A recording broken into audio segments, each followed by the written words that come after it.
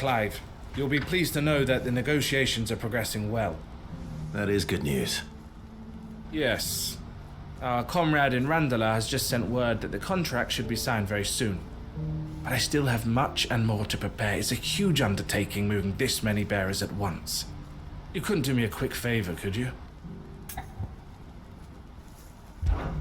What is it this time? More wild beasts? Nothing like that. I just need you to go over to the caravans and ask El how long we have until the bearers arrive. Find out exactly how much faster I need to get all these supplies moved. All right. I'll go and ask. Thanks, Clive. I owe you one.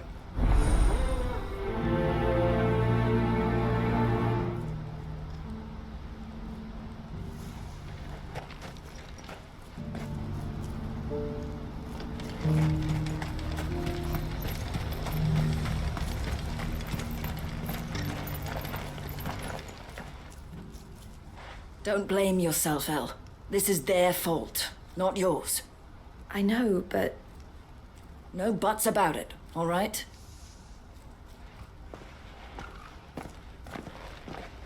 Is something wrong? Vonnie came to give me a message from our intermediary. The talks with the Republican Army have fallen through. They've reached an agreement with the Silver Peak Consortium instead. Though prices have fallen of late, we deliberately offered above the going rate to try and deter other bidders. But the Consortium offered double what we did, and the Army jumped at the chance. And you had no opportunity to make a counteroffer? None at all. And we were so close. El? What's happened? I saw Vonnie leaving. She didn't look happy. And with good reason.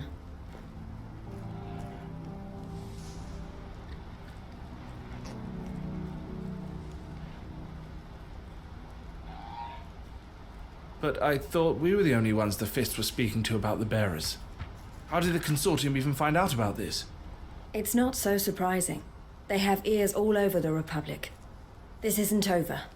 The Consortium will have to sell these bearers eventually, and at the price they paid, buyers will be few and far between. I'm going to Randalar myself. Alone? You sure that's wise? Are you offering to be my bodyguard? How kind. Meet me at the checkpoint near the capital gates. I'll send an owl ahead and request a meeting. You go to Cashlock, Theo, and get everything ready. We've waited far too long as it is. Even if I fail to free these bearers, there will be others.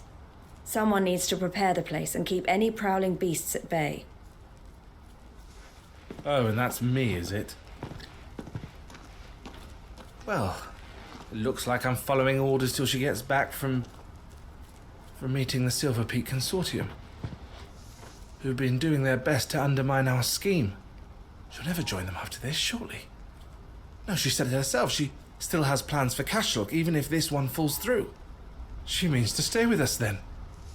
I can't say I'm not happy to hear it, but... is this what she really wants? You have to trust her.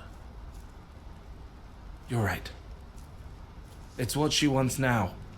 And if Elle's off fighting for the cause, I should do my part too. So I bid you farewell and safe travels, my friend. I'll gather my men and leave for Cashlock. We'll make sure the place is well stocked and defended. You go to Randalar and see if you can stop my sister biting the Consortium's heads off. If she won't consider her prospects, someone has to. I'll do my best.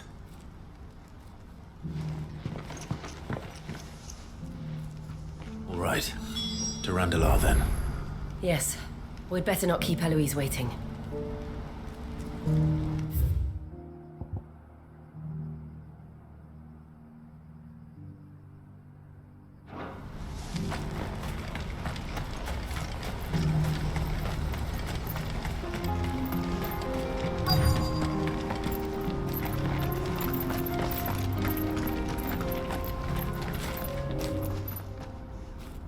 I hope I didn't keep you waiting. Did you arrange to speak with the Consortium? Here they are now. You wish to consult with me? I did. It's about the bearers you recently purchased from the Fist. We had all but finished making arrangements to buy them ourselves. And then you stepped into the fray. You misunderstand. The Consortium had an interest in purchasing them from the very first. It was only our regard for you that kept us from bidding. But your hesitancy in accepting our offer to you suggested that the regard was not mutual. And so we resumed our business. I did not hesitate. I am simply not inclined to make such decisions without first giving them due consideration. But what is done is done. Come then. How much do you want for them? Alas, you are too late yet again. We rarely take on such unconventional merchandise without a purchaser in mind. The bearers belong to him now. Who is your buyer? A trader from across the water. A most demanding fellow, if it's any consolation. He insisted the bearers be fed, dressed, even given their own bunks for the voyage over. That's what you get when you deal with continental types. I wouldn't know. Oh yes, the culture on the continent is quite different to ours. They pay good money for bearers not fit for the knacker's yard, and treat them like kings. But as long as they pay... That does sound unusual. No matter then. If they've already left our shores, there's little that can be done. Allow me to withdraw my interest. And with it, my interest in joining your organization. My associates will be sorry to hear that.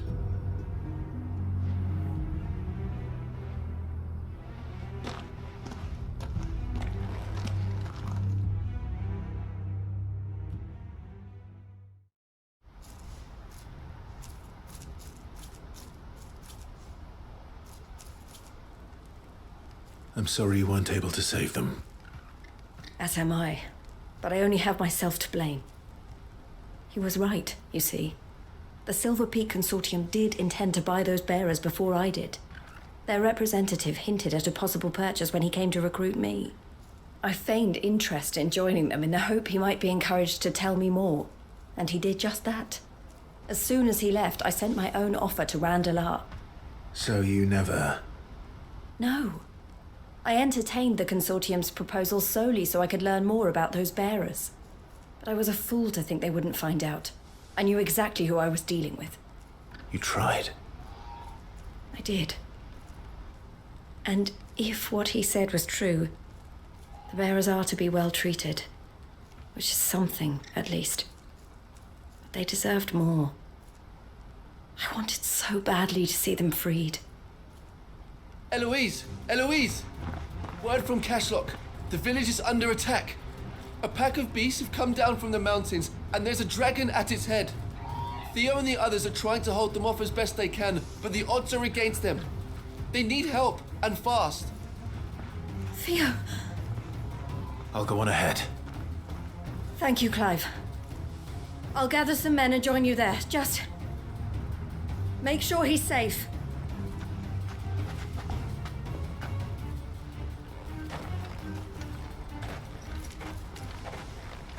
I doubt even Theo can take on a dragon. Come on. We need to get to Cashlock.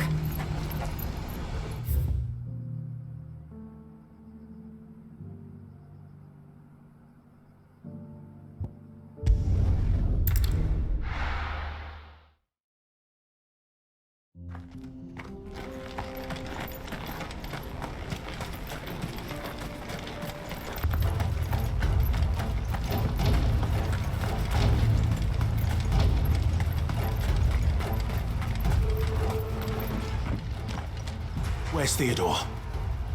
Upriver! He led the dragon that way to keep it from the village, but the whole area's flooded with ether. We just have to pray he makes it out in one piece. I can do better than that. Torgal, with me.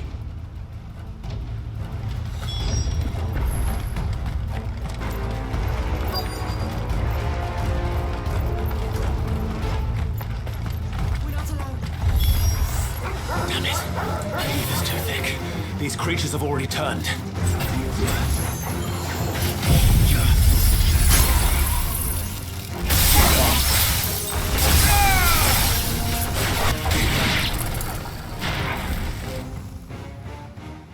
I can't waste any more time.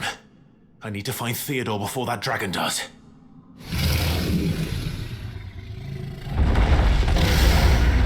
Looks like it's found me.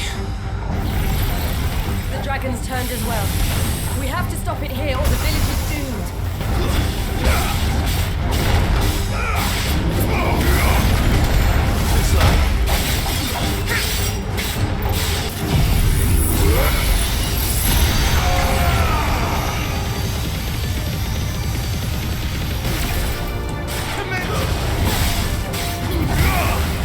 It's over.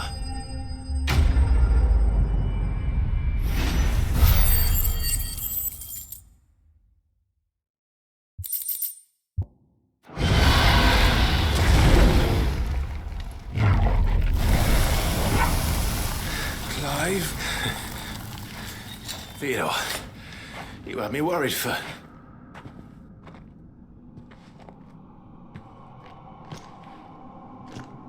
We have to get you out of here.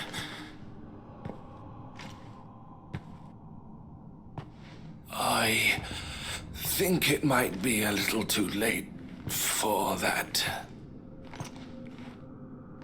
Bearer or no, there's only so much ether a man can take, and that Drake just wouldn't let me leave. You have my thanks, Sid, for finishing what I could not. For keeping Elle's dream. Theodore!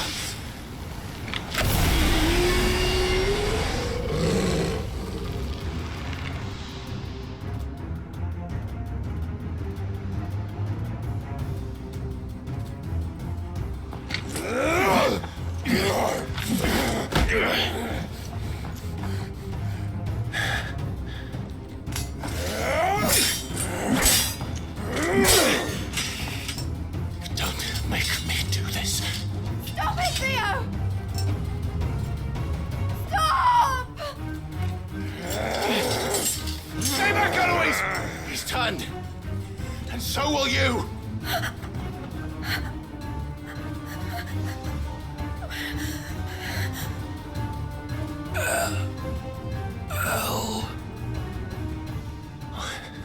Theodore.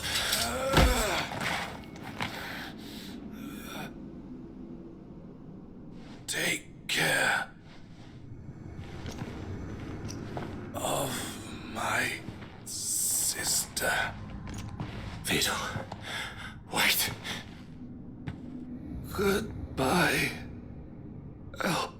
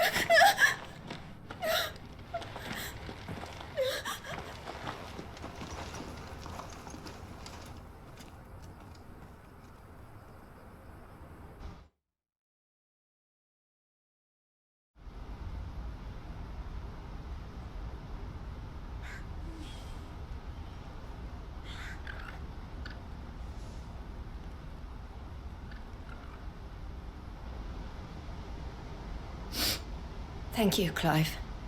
I think I'll be all right now.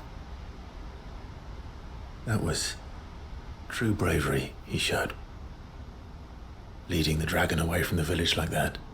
His first instinct was always to protect people. To put others' well-being before his own. And now he's gone. Because I sent him to that place, against his will. It wasn't against his will. He was ready to do whatever it took to show you he could stand on his own. So that you would finally be free to live your own life. To live my own life. He never could come to terms with the choice I made. What exactly happened? You once told me Theo was the first bearer you ever helped.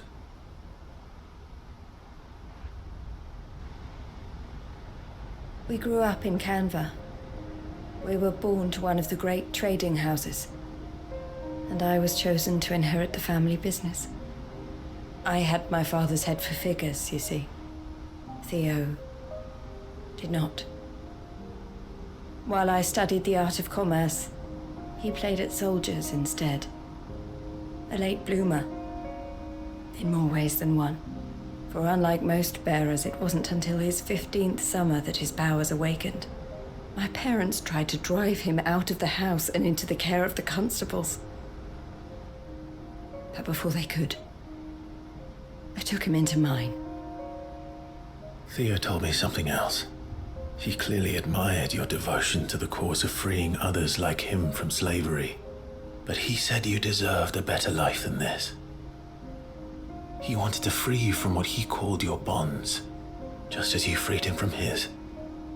I would be lying if I said I had not wondered from time to time how much easier my life might have been if I had allowed Theo to be taken and devoted myself to the family business instead.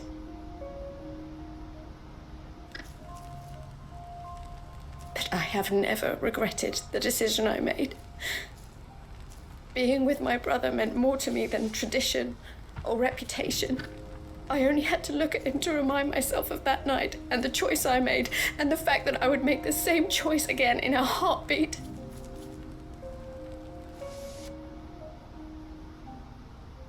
He was never a burden. How could he even think that? If anything, I was the one who weighed him down. You weren't, Eloise. He said it himself, that he had always been grateful to you for saving him, and that he wanted to repay you by letting you live the life you were denied. Neither you nor Theo weighed each other down. You loved one another. You did whatever was necessary to continue living your lives together, and you always would have. You're right. All I ever wanted, all I ever did, it was so we could be together.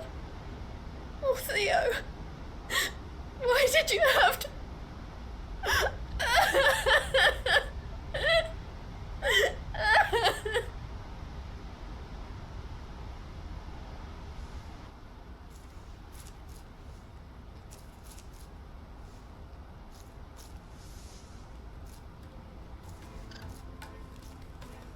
I know Theo wanted me to move on, but I'm staying here at the Crimson Caravans to continue our work. We can make a difference here. We can help people, save them. I need nothing more from life than that.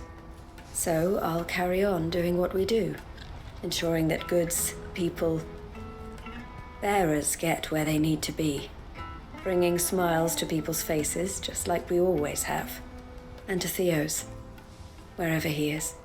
This is the life I have chosen. The life I will always choose. I've made a choice of my own, to continue helping you however I can, whenever you need it. Thank you, Clive. Let's go on together then. For Theodore.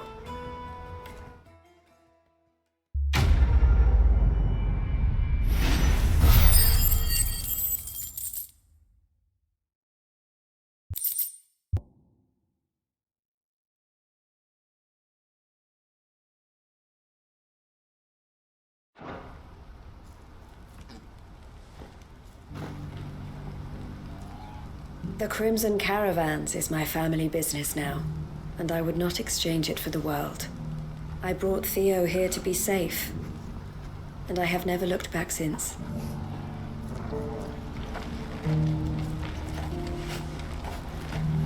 Eloise isn't the type to give up. Maybe not, but she'll still need our support. We're all going to have to look out for each other now.